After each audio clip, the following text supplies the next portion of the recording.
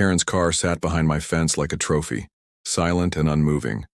I stared at it, feeling the thrill of victory and the sting of exhaustion all at once. I thought the nightmare was over, but I should have known better. Nothing that petty ever ended quietly with her. That night I woke to the faint glow of my porch light flickering, then going out. I was about to roll over when I heard a faint scratching sound, like claws on wood. Instinct told me to stay still. I reached for my phone, but before I could unlock it, the sound stopped. Silence for a moment. Then a soft but deliberate tap on the other side of the fence. I froze. My heart hammered. I knew that tap. It wasn't a squirrel. It wasn't the wind. It was her, Karen. And she was trying to tell me something, or maybe she was just taunting me. I slowly crept to the window, peered out, and saw a faint shadow moving just beyond the fence line. Then a voice, soft but clear. "You think this is over? No, this is just the beginning." I blinked, feeling a chill run down my spine. She had been quiet for days, and now she was back, more determined than ever. I looked at the camera feed, but it hadn't caught anything yet. Just a still, dark image. I knew she'd find a way to get around it. I was already planning my next move, but ahead of me a new twist was unfolding. Suddenly the fence shuddered. A faint tremor like a faint earthquake. And then the worst, a loud crack, followed by a piece of the wood splintering. My stomach sank. I rushed outside, heart pounding, and saw a new hole just big enough for her to squeeze through. How had she managed? I hadn't heard a thing. Before I could react, a second shadow stepped into view, this one taller, more confident. Karen's sister? I'd never met her before.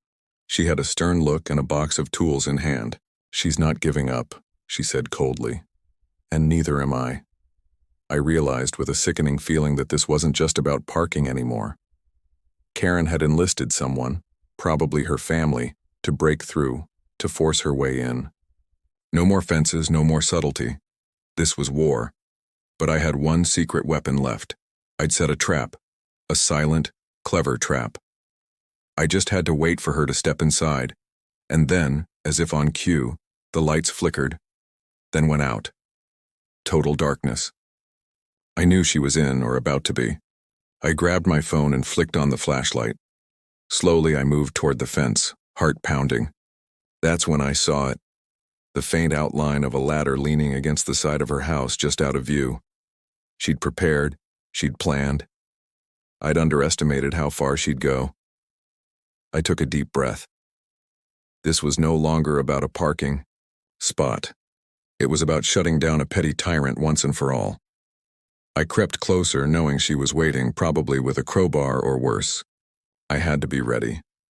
Because if she thought I was going to back down now, she was dead wrong, and I knew that whatever came next, it would change everything. The moment I stepped closer, I saw her silhouette move, quick, determined.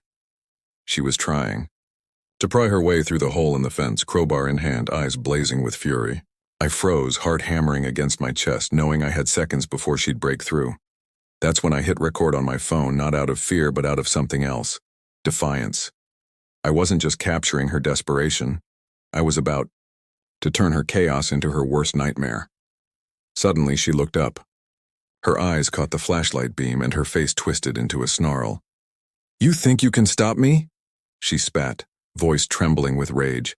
"This isn't over, not by a long shot." She lunged, crowbar raised high, aiming for the fence, but I was faster. I stepped back and hit the button on my remote. The sprinklers roared to life, jets of water shooting out in a wide arc, drenching her in seconds. She shrieked, stumbled, and tried to shield herself, but the water kept coming. Her screams echoed through the night. I watched as she flailed, trying to grab her crowbar, slipping on the wet grass. The camera caught every second, every furious gesture, every desperate gasp. I felt a strange mix of satisfaction and dread. This wasn't just about a parking spot anymore. This was her losing control, losing her grip on the whole game she'd started. Then she did something I didn't expect. With a furious scream, she threw her crowbar down and reached into her pocket. Out came a small, shiny object, something that glinted wickedly in the flashlight's glow, I didn't need to see it clearly to know what it was. A small canister. She pressed it, and suddenly a sharp, pungent smell filled the air. Gas. Tear gas. She'd brought it to force her way through the water, to break my defenses with poison. My mind raced.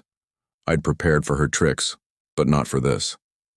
I hit the emergency button on my phone, sending a loud alarm blaring into the night, hoping to scare her back. But her eyes burned with pure fury as she pulled the pin, releasing a cloud in my direction. I coughed, clutching my throat, feeling the sting in my eyes. My vision blurred. I had seconds to act. I scrambled for my phone, ripping out the portable air filter I'd kept just in case. I pointed it at her, but she was already moving, crawling through the water, gasping and clawing her way toward the fence. Her silhouette was a blur of madness and determination. I knew I couldn't let her get through, not like this. Not with her weaponized fury. This was it. The line I'd drawn in the dirt. The boundary she had crossed. The moment I had to fight, back with everything I had. I pressed the button again, activating a new trap I'd set. A series of loud, echoing alarms hidden around the yard, designed to trigger when she got close.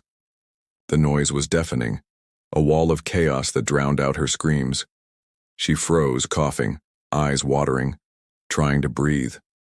Her face contorted in rage and helplessness. She was fighting her own storm now. I watched through the camera as she clawed at her face, desperate to clear her eyes, her body trembling. She was no longer the fierce intruder. She was just a woman drowning in her own fury, caught in a trap she couldn't escape. And I realized something powerful. This wasn't just about her parking. It was about her losing control, about her realizing that her tantrums, her threats, her spite, they all had limits. And I had just pushed her to the edge. The real victory wasn't in blocking her car or building a fence. It was in making her see she wasn't invincible. That her rage could be contained, drowned out, outsmarted. That the quiet, steady resilience had finally turned the tables. As the alarms kept blaring and the water kept soaking her, I stepped back, heart pounding, knowing this was the moment. I'd won. Not with violence, not with shouting, but with patience, cleverness, and 1,000 small traps.